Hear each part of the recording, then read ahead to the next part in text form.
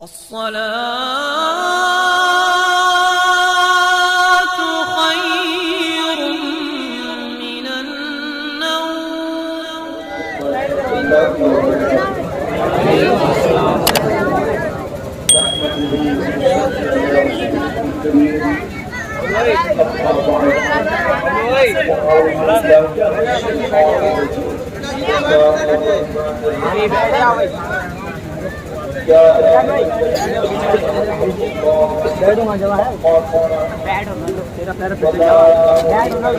من دیکھوں یار میں بند ہوئی تو اس طرف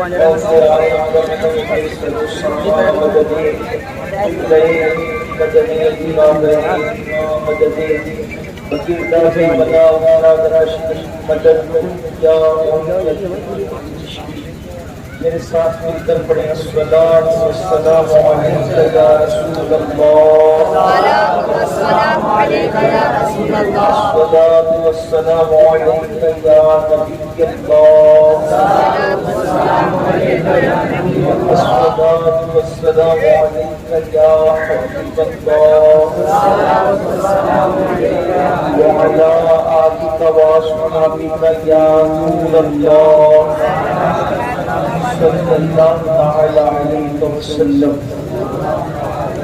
زمین و زمان تمہارے لیے، مکین و مکان تمہارے لیے، چنین و چنا تمہارے لیے، بنے دو جہاں تمہارے لیے، قدر میں زبان تمہارے لیے، بدن میں ہے جان تمہارے لیے۔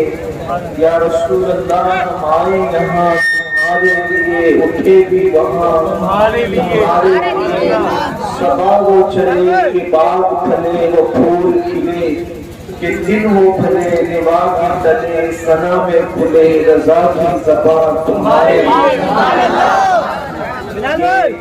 نکاح کی تقریب ہے، مجھے جلسے میں جانا ہے اور دور کے فاصلے پر جلسہ ہے، اس لیے بہت لمبی چوڑی کوئی گفتگو نہیں ہوگی۔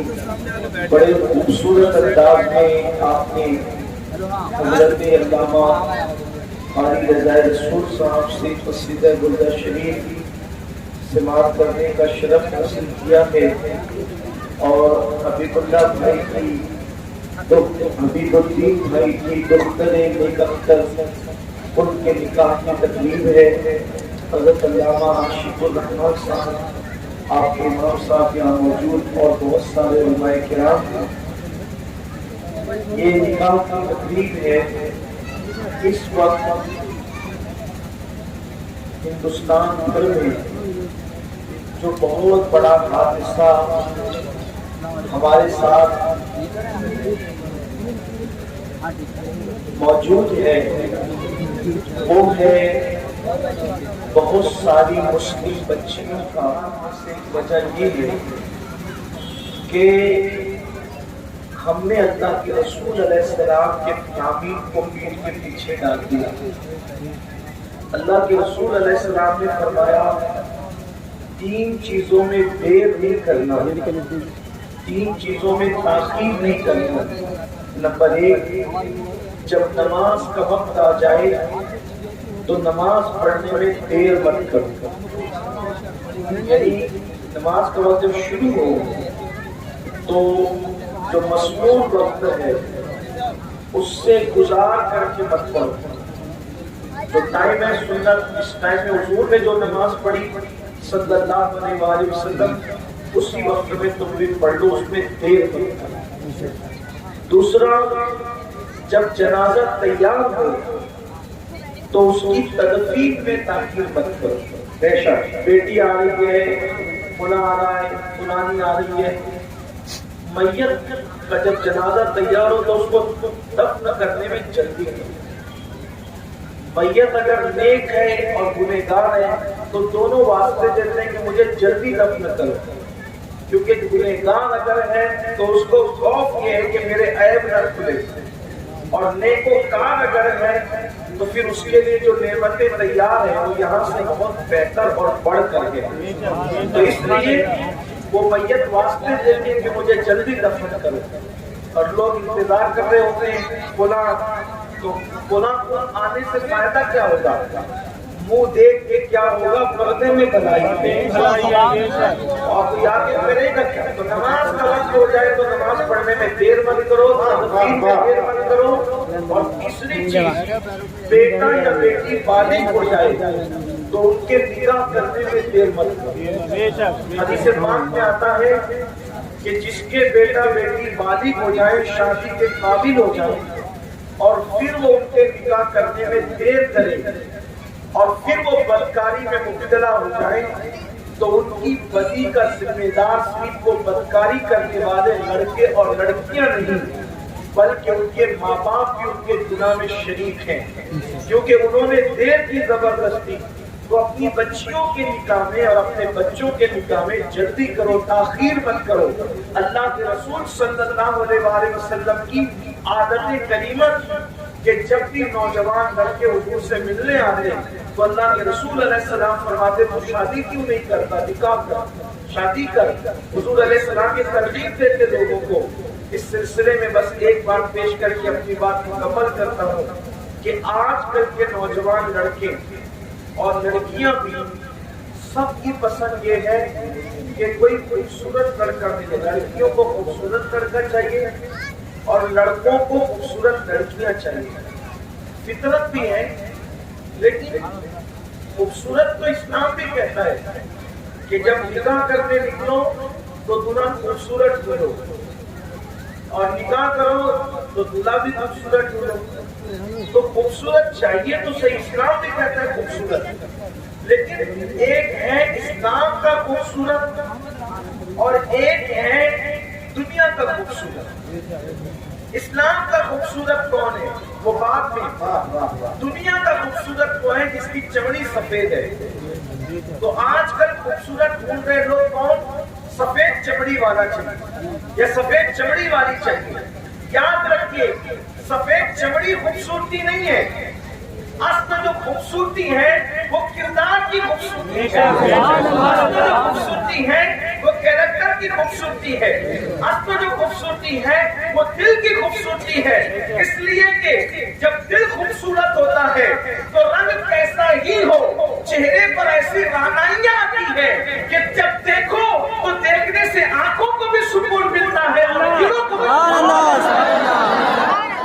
सफेद चमड़ी का नाम सिर्फ खूबसूरती होता तो बरतानिया के अंग्रेज खूबसूरत होते, अमेरिका के लोग खूबसूरत होते, मगर अल्लाह अकबर, इस्लाम जो खूबसूरती की बात करता है वो किरदार और कैरेक्टर की खूबसूरती की बात करता है। ऐ मेरी कौम के जवान लड़के और लड़कियों सुन लो, सफेद चमड़े वाली माँ, सफेद रंग वाली माँ सफेद रंग वाला बेटा पैदा करे ये जरूरी नहीं है, लेकिन जिस माँ के सीने में इश्क़ मुस्तफा होगा, जब वो बेटे को जन्म देगी तो वो भी आशिक़ इसलिए खूबसूरत माँ बाप खूबसूरत औलाद पैदा करें ये जरूरी नहीं, लेकिन नेक माँ बाप नेक औलाद को जन्म देते हैं। इसलिए जब भी रिश्ते ढूंढो तो सिर्फ चमड़ी मत देखो, बल्कि किरदार देखो, दीनदारी देखो, तकवा परहेजगारी देखो। इस सिलसिले में जो बात अर्ज करने चला था वो ये कि हुजूर अलैहिस्सलाम के एक सहाबी थे, उनका नाम साद था। अगर कौम की बच्चियां सुन रही है मैं उनकी खुसूसी तवज्जो चाहता हूँ। उनका नाम साद था और रंग का इतना पक्का था कि साद को पक्के रंग की वजह से लोग असवद कहते थे। असवद का मतलब अरबी जबान में काले के होता है। हम कहते हैं ना हजर असवद, काला पत्थर, हालांकि वो पहले काला नहीं था, वो तो आया था जन्नत से, और जब वो जन्नत से आया था तो इतना चमकदार और इतना रोशन था वो कि उसकी रोशनी वहां तक जाती थी जहां तक आज हुदूद हरम है। जहां तक उसकी रोशनी गई वहां तक के हरम की हुदूद बन गई। तो वो जन्नती पत्थर काला क्यों हो गया? मेरी पूरी गुफ्तगू याद रहे न रहे, एक जिंदगी भर याद रखना। हजर असवद कहां से आया? जन्नत से। और जब आया था तो वो इतना रोशन था कि उसकी रोशनी हुदूद हरम जहां खत्म होती वहां तक, फिर वो काला क्यों हो गया? लोग उसको चूमते रहे, لوگ اس کو چومتے رہے، تو جو جس نے اس کو چوما اس نے اس کے گناہ لے لیے اور اپنا نور دے دیا. جس نے چوما اس کا گناہ لے لیا، اپنا نور دے دیا. جس نے چوما اس کے گناہ، تو گناہ لیتے لیتے اب وہ حجر ابیض، حجر اسود ہو گیا، یعنی وہ سفید پتھر جو جنت سے ہے وہ کالا ہو گیا. اب آپ مجھے بتائیں میرے بھائی، اگر جنتی پتھر پہ گناہ ڈالے جائیں یا گناہ کا اثر ڈالا جائے تو وہ کالا ہو جاتا ہے. اور اگر حالانکہ اس پتھر نے گناہ نہیں کیے، لوگوں کے گناہ اس نے لے لیے، جذب کر لیے، تو وہ کالا ہو گیا. اس نے نہیں کیا، لوگوں نے کیا اور اس نے لیا تو وہ کالا ہو گیا. تو جب لوگوں کے گناہ کا اثر جنتی پتھر کو کالا کر سکتا ہے، تو اگر ہم خود گناہ کریں گے تو ہمارا دل کتنا کالا ہوگا، ہمارا دل کتنا سیاہ ہوگا. یہ جو کالا ہے نا دل کی، یہ سیاہی، یہ گناہوں کی وجہ سے ہے. اب جنتی پتھر پر جب گناہ کا یہ اثر ہے تو ہم پر گناہ کا کتنا اثر ہوگا. اس لیے آج جو ہمارے دل بے چین ہے تو اس کی وجہ سے نہیں کہ ہمیں کھانا نہیں مل رہا ہے، ہمیں پانی نہیں مل رہا ہے، ہمیں کپڑے نہیں مل رہے ہیں، ہمیں راحت کی چیزیں نہیں مل رہی ہے، ہمیں سب مل رہا ہے، لیکن ہمارے دلوں کی بے قراری کی وجہ گناہ ہے. جس دن مسلمان گناہ کرنا چھوڑ دے گا اس کا دل کبھی بے قرار نہیں ہوگا، بلکہ جس دن مسلمان گناہ کرنا چھوڑ دے گا اللہ اس کو اتنا سکون عطا کرے گا کہ کبھی اس کے پیر میں کانٹا بھی نہیں چبھے گا. اس لیے کہ مسلمان کو اگر کانٹا بھی چبھتا ہے تو اس کے گناہ کی وجہ سے چبھتا ہے. اگر مسلمان گناہ کرنا چھوڑ دے تو اس کی زندگی میں کبھی اس کو کانٹا بھی نہ چبھے. میرے آقا صلی اللہ علیہ وسلم کے دیوانوں، جو بھی ہمیں مصیبت پہنچتی ہے کیوں پہنچتی ہے؟ قرآن کہتا ہے وما اصابکم من مصیبت فبما کسبت ایدیکم، کہ تم پر جو بھی مصیبت پہنچتی ہے وہ تمہارے ہاتھ کی کمائی یعنی تمہارے گناہ کی وجہ سے پہنچتی ہے. تو یہ ہم پہ جو مشکلیں ہیں، مصیبتیں ہیں، وہ گناہ کی وجہ سے. آج لوگ کہتے ہیں مولانا صاحب ہمیں روزی نہیں ملتی، ہم نوکری کے لیے پریشان ہیں، صرف اپنے اعمال سدھار لو. لوگ کہتے ہیں مولانا اچھا رشتہ نہیں آتا. کیوں نہیں آتا؟ اس لیے کہ ہم گناہ کرتے ہیں. لوگوں کی بیٹیاں 30-35 سال کی ہو گئی، ان کو رشتہ نہیں آتا، وہ راتوں کو کروٹیں بدلتے. کیوں؟ اس لیے کہ گناہ کرتے ہیں. آدمی جو کچھ کر رہا ہے گناہ، اس کے اعمال کی سزا اس کو دنیا میں مل رہی ہے. آخرت میں جو ملے گی جہنم کی آگ کی شکل میں، آخرت میں جو ملے گی اللہ کے عذاب کی شکل میں، وہ بہت بھیانک ہے. لیکن دنیا ہی کے اندر جو ہے یہ تکلیف جو اللہ تعالیٰ ہم پہ ڈال رہا ہے یہ ہم سے برداشت نہیں ہو رہی ہے. اور اللہ کے عذاب کو ہم کس طرح اس سے نجات پانا چاہتے ہیں؟ تعویذات سے، وظائف سے. یاد رکھنا گناہوں کی سزا نہ وظیفوں سے دور ہو سکتی ہے اور نہ تعویذات سے دور ہو سکتی ہے. اگر گناہ چھوڑو تب یہ سارے مسائل کا حل ہے. سبحان اللہ. ظالم حکومت بھی اگر آتی ہے تو وہ ہمارے گناہوں کی وجہ سے آتی ہے. آپ ریلیاں کتنی نکال لیں، آپ کتنی پارٹیاں بنا لیں، اگر آپ ظالم حکمرانوں سے نجات چاہتے ہیں تو جو تنہائیوں میں بدی کر رہا ہے مسلم نوجوان، جو نرم نرم گدوں پہ لیٹ کر کے آوارگی کر رہا ہے، گندی فلمیں دیکھ رہا ہے، آپ پریشان ہو ظالموں سے. یہ ظالموں سے چھٹکارا نہیں ملے گا. کب تک؟ جب تک تم اپنے آپ پہ ظلم کرنا نہیں چھوڑو گے. اور سب سے بڑا ظالم کون ہے؟ جو اللہ کی نافرمانی کرتا ہے، جو گناہ کرتا ہے. اس لیے میرے بھائیوں گناہوں کو ترک کرو. کتنے افسوس کی بات ہے، کتنے افسوس کی بات ہے. حالانکہ آپ دوسری مسجدوں سے نماز پڑھ کے آئے ہوں گے، مجھے اس کا انکار نہیں، لیکن جلسہ سننے کتنی بڑی پبلک آ گئی. کیا نماز میں بھی اتنی بڑی پبلک پہنچتی ہے؟ بہت معذرت کے ساتھ. اللہ کا ذکر سننے کے لیے بھی اتنے جمع ہو جاتے ہیں، اللہ کی عبادت کرنے کتنے جمع ہوتے ہیں. اور یاد رکھنا جب تک مسجدیں نہیں بھرو گے، توجہ کرنا، جیل بھرو تحریکوں سے کچھ نہیں ہوگا. مسجد بھرو تحریک چلاؤ، انقلاب خود بخود آئے گا. ہاں، اب لوگوں کو جیل بھرو تحریک کی ضرورت نہیں، لوگوں کو مسجد بھرو تحریک کی ضرورت ہے. مسلمان جس دن مسجد بھرنا شروع کر دے انشاءاللہ یہ ظالم ایسے اڑیں گے جیسے خاک اڑتی ہے، جیسے کچرے اڑتے ہیں، جیسے تنکے اڑتے ہیں۔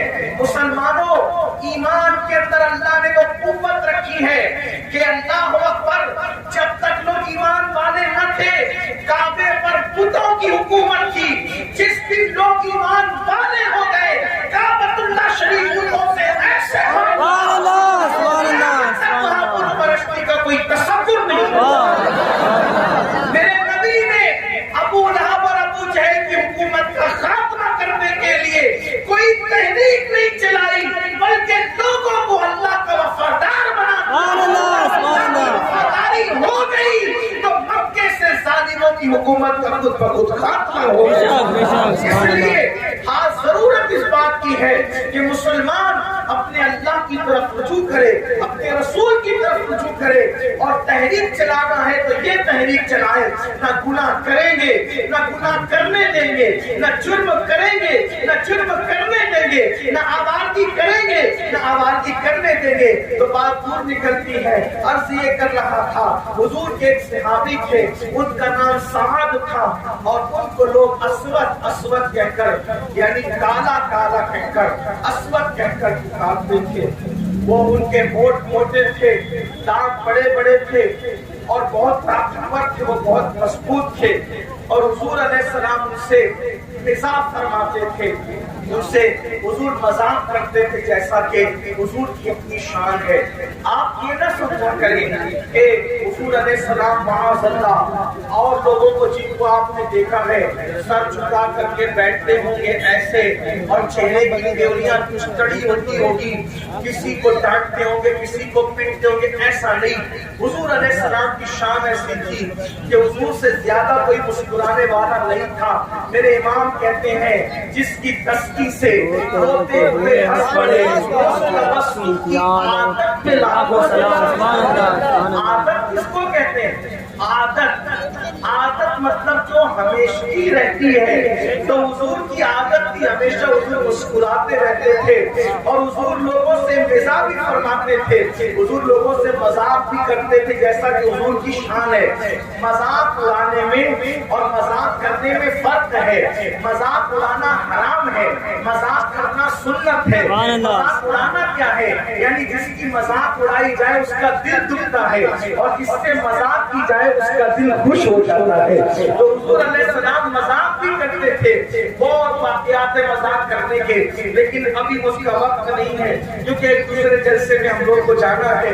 تو عرض یہ کر رہا تھا، حضور حضرت اسود سے مذاق کرتے تھے۔ ایک دن اسود آئے، حضور علیہ السلام تنہا اور اکیلے تھے، ایسے میں میرے کریم آقا نے ان کو مذاق کے طور پہ کہا، وہ تو اتنا بڑا ہو گیا ہے، تو شادی کیوں نہیں کرتا؟ شادی کر۔ حضور نے یہ کہا، اور حضور نے گویا کہ دل لگی فرمائی اپنی شان کے مطابق، اور وہ بات ان کے دل پہ جا کے لگ گئی۔ ان کی آنکھ میں آنسو آ گئے، انہوں نے روتے ہوئے کہا، یا رسول اللہ، مجھے کون بیٹی دے گا؟ میرا رنگ پکا ہے، مدینے والے خوبصورت ہے، غیر مدنی کو مدینے والے اپنی بیٹیاں نہیں دیتے، غیر مدنیوں کے ساتھ جلدی سے مدینے والے اپنی بیٹیوں کا رشتہ نہیں کرتے، کیونکہ یہ خوبصورت لوگ ہیں اور ہم پکے کلر والے لوگ ہیں، آقا ہمیں کون رشتہ دے گا؟ لیکن میرے آقا کی شان، حضور کسی کی آنکھوں میں آنسو نہیں دیکھ سکتے تھے، سرے بالی انہیں رحمت کی ادا لائی ہے، سرے بالی انہیں رحمت کی ادا لائی ہے، حال بگڑا ہے تو بیمار کی بن آئی ہے، اور ان کی زلفیں نہیں رحمت کی گھٹا چھائی ہے، ان کی زلفیں نہیں رحمت کی گھٹا چھائی ہے، ان کی ابرو نہیں تو کیولوں کی یکجائی ہے، ان کی ابرو نہیں تو کیولوں کی یکجائی ہے۔ تو میرے آقا نے جب ان کی آنکھ میں آنسو دیکھے تو سرکار نے جب دریائے کرم جوش میں آیا، فرمایا جاؤ اور جا کر کے فلاں فلاں کو کہنا جس کے گھر میں سب سے زیادہ خوبصورت بیٹی ہے کہ وہ تیرے ساتھ ان کا رشتہ کر دے، اور اگر وہ ہاں کر دے تو مجھے آ کر کے بتانا، میں تیرا نکاح خود پڑھاؤں گا۔ حضور کیسے کریم ہے، فرماتے تیرا نکاح میں خود پڑھاؤں گا، جا اور اس سے کہنا وہ اپنی بیٹی کا رشتہ تیرے ساتھ طے کر دے۔ اب سننا، قوم کی بیٹیوں کی میں خصوصی توجہ چاہتا ہوں، یاد رکھو کوئی کالے رنگ کا لڑکا ہو یا کوئی غریب ہو ہو یا برادری کا کیسا ہی ہے، لیکن اگر وہ مسلمان عاشق رسول ہے تو وہ کافروں سے کئی درجہ بہتر ہے، مشرکوں سے کئی درجہ بہتر ہے، وہ اللہ رسول کے غداروں سے کئی درجہ بہتر ہے۔ آج کی لڑکیاں اگر تھوڑی بہت پڑھ لے یا آج کے لڑکے تھوڑی بہت پڑھ لے تو وہ لوگ جو وہ ڈگری ہولڈر تلاش کرتے ہیں۔ ایک بات آپ سے کہتا ہوں، ڈگری ہولڈر مل جائے تو مقدر کی بات ہے، لیکن ایک جملہ یاد رکھنا، عشق رسول کی ڈگری سے بڑھ کر کے ڈگری کیا ہے؟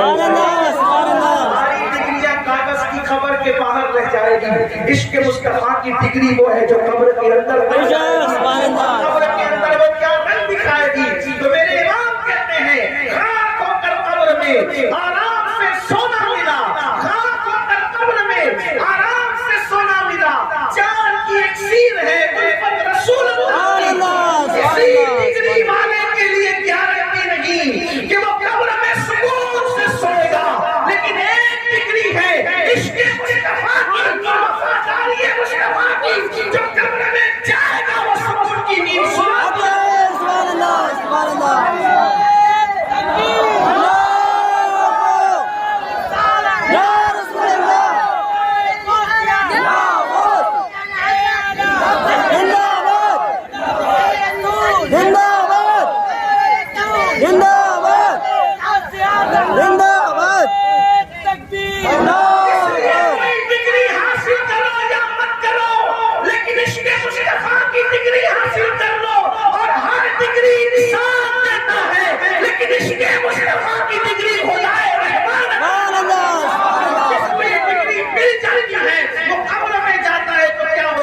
لوگ قبر میں پریشان ہے، لوگ قبر میں ڈر رہے، لوگ قبر میں خوف کر رہے، لیکن جس کے پاس عشق مصطفیٰ کی ڈگری ہے تو میرے امام کرتے ہوئے نظر آتے ہیں کہ نکیریں کرتے ہیں تعظیم میری، نکیریں کرتے ہیں تعظیم میری، فدا ہو کے حسن یہ عزت ملی۔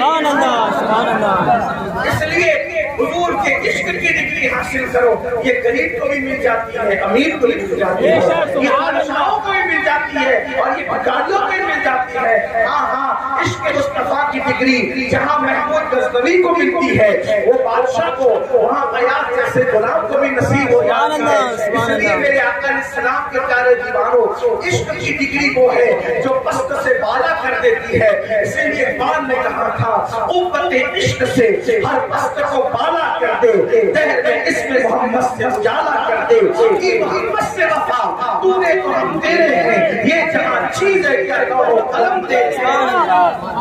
تو آقا نے بنا جاؤ اور ان سے کہنا کہ وہ اپنی بیٹی کا رشتہ تمہارے ساتھ طے کر دے، اور جب وہ طے کر دے تو میرے پاس آ کر کہنا میں تمہارا بیٹا خود پڑھاؤں گا۔